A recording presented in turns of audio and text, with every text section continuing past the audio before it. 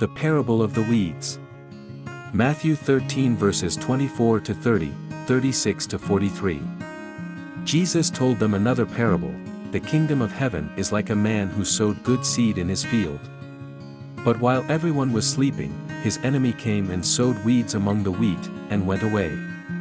When the wheat sprouted and formed heads, then the weeds also appeared. The owner's servants came to him and said, "Sir, didn't you sow good seed in your field? Where then did the weeds come from?" "An enemy did this," he replied. The servants asked him, "Do you want us to go and pull them up?" "No," he answered, "because while you are pulling the weeds, you may uproot the wheat with them. Let both grow together until the harvest. At that time I will tell the harvesters, first collect the weeds and tie them in bundles to be burned, then gather the wheat and bring it into my barn." Then he left the crowd and went into the house. His disciples came to him and said, "Explain to us the parable of the weeds in the field." He answered, "The one who sowed the good seed is the Son of Man. The field is the world, and the good seed stands for the people of the kingdom. The weeds are the people of the evil one, and the enemy who sows them is the devil. The harvest is the end of the age, and the harvesters are angels. As the weeds are pulled up and burned in the fire, so it will be at the end of the age. The Son of Man will send out his angels, and they will weed out of his kingdom everything that causes sin and all who do evil. They will throw them into the blazing furnace, where there will be weeping and gnashing of teeth. Then the righteous will shine like the sun in the kingdom of their Father. Whoever has ears, let them hear." The parable tells the story of a farmer who sows good seed in his field.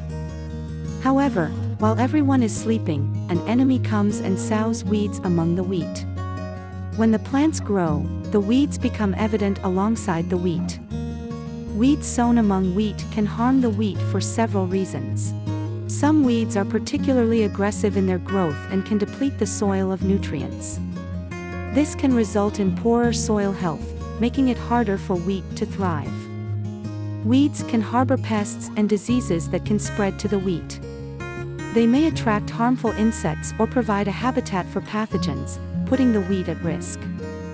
Weeds can physically block sunlight from reaching the wheat plants. This can hinder photosynthesis, which is crucial for the wheat's growth and development.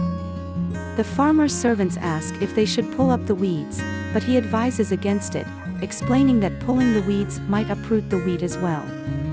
Instead, he instructs them to let both grow together until the harvest. At that time, the weeds will be collected and burned, while the wheat will be gathered into the barn. In the explanation, Jesus reveals that the farmer represents the Son of Man, himself.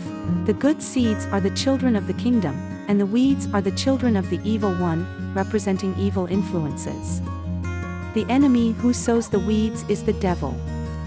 The harvest symbolizes the end of the age, and the reapers are angels who will separate the righteous from the wicked.